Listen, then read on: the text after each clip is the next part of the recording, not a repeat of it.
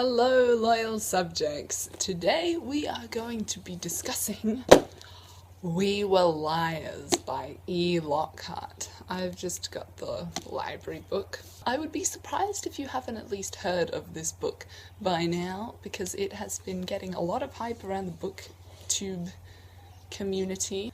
It's very creepy, it's got a very eerie feel to it. The writing is very beautiful though, so if you've heard about it and you think that the synopsis sounds interesting, I would say read it, then come back, watch the videos, do whatever, because you do not want to be spoiled on this. I'll just read you the back of it and that's really all you have to know.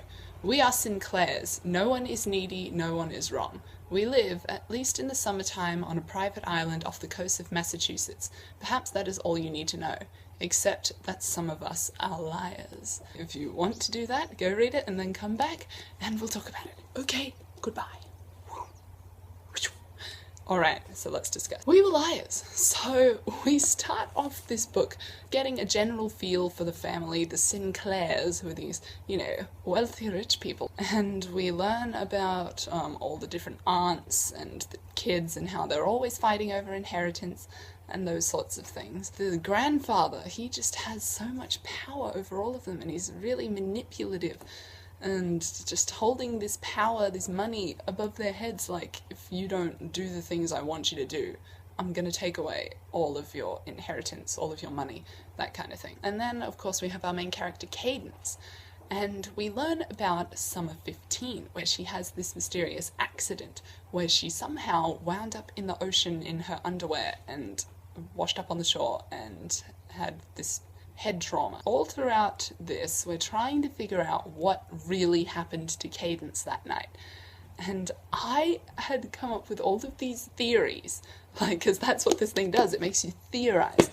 I was thinking things like, no one is telling her what happened, so maybe the family had some sort of fight and somehow that ended with her falling into the ocean and they don't want her to know about it. And I was especially suspicious of the Liars, because they're supposed to be this kind of tight-knit group among the family, and they wouldn't tell her anything. I was very suspicious of them, especially Gat.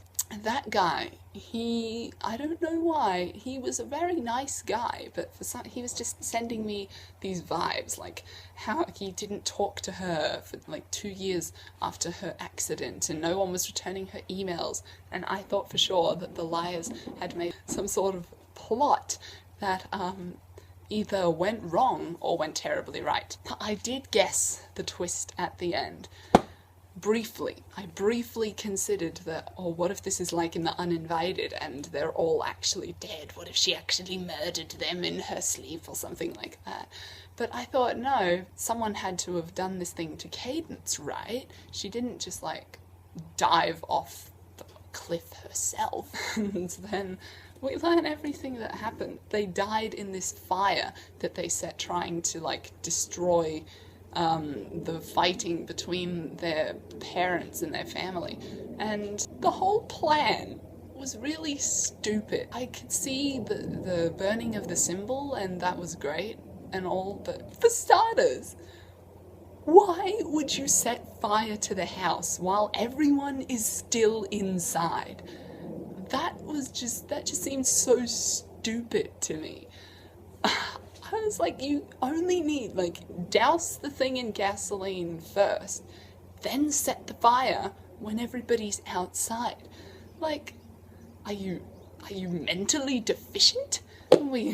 Obviously she is now, because she had this trauma where she forgot everything that had happened. When we did learn everything that happened, and we learned that the Liars have been dead the whole time, I immediately thought, oh, they're ghosts. Obviously they're ghosts, because we've got all this thing with Mirren being sick and Johnny being tired, because it's hurting them to stay in the world of the living, I guess, and obviously they're talking to her and communicating with her and filling in these secrets for her. So there is the possibility that it was all just in her head and they were just hallucinations, but I think it's much more plausible that they were ghosts. That probably sounds very strange, but that is the way I feel. In terms of the characters themselves, it was really hard to like a lot of them. It's just because there were all these lies and secrets and manipulating and stuff. I didn't even particularly like Cadence that much. I mean, I didn't mind her, and I could feel some sympathy for her because obviously the situation that she's been in sucks, and she's very sick all the time. But, I don't know, I haven't ever dealt with something like that before, so I don't know if that is how someone would actually react. Overall, I thought it was a good ending, and I liked the way that it went, but when that bomb dropped, I was just like, my heart just like skipped a beat. I was just like, whoa, they did.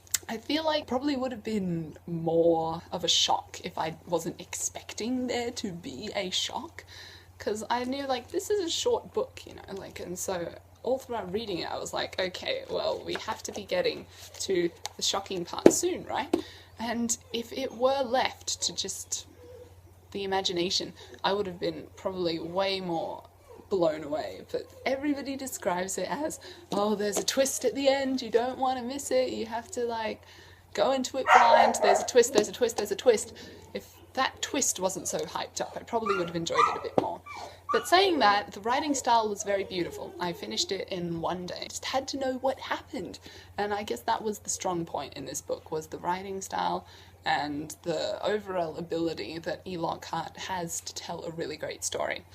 I ended up giving it like a 3 stars on Goodreads because I did enjoy it, but I wouldn't consider it like one of my favourite books or anything. And I give 4 stars to books way too often. I'm trying to be a bit more critical on the book. So I'm not sure if I'm going to actually buy my own copy of this or not, because I don't know if I'll ever reread it.